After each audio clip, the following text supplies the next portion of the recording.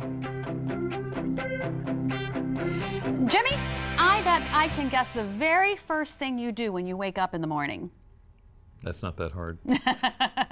I'm not talking about brushing your teeth or eating breakfast or even taking out the dogs. In fact, the very first thing you do is the same thing all of us do, open our eyes. And for some, they see the world in a very different light.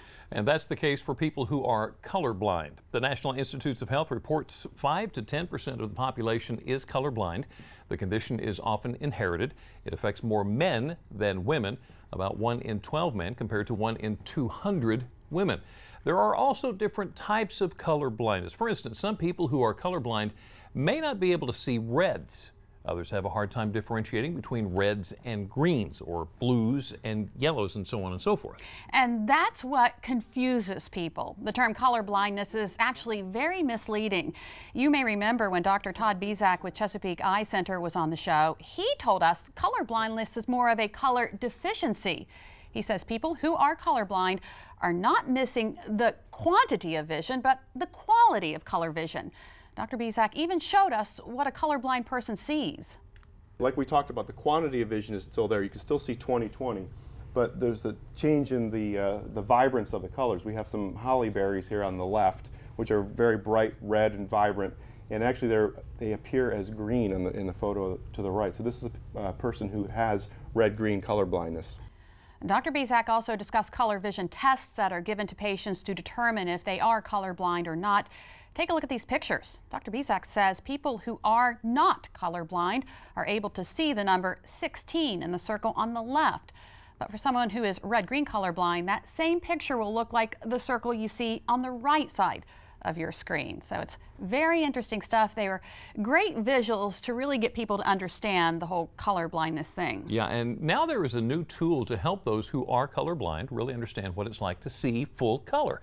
WBOC's Maxine Bentzel joins us now to tell us all about it. Maxine, thanks so much for coming in. Thanks for having me. So we're talking about a new set of sunglasses. What are they? How do they work? Okay, so these are called Enchroma glasses, and if you look at them, they look like just a normal pair of sunglasses, but for somebody that is colorblind or color deficient, they put them on and it absorbs the color and then enhances it. It's sort of like amplifies the color, lets them see all these colors they could have never seen before. Now, do these help people, all people who are colorblind? They work, according to the Enchroma website, in about 80% of people with a color deficiency. So not everybody, but most of the people that put them on. Yeah. So do you wear them all the time?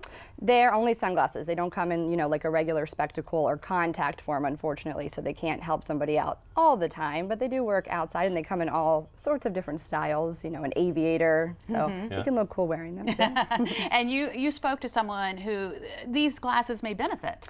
I did. I spoke to a guy, his name was Doug Grimes in Berlin, and he has red-green color deficiency. As we heard, there's different ones. I think it's a common misconception that you see black and white, but he just sees things in a different way, and he explained. I see a lot of colors, but when it comes to reds and greens and browns, everything just kind of blends together. Everything's bland. So Doug tried on the glasses.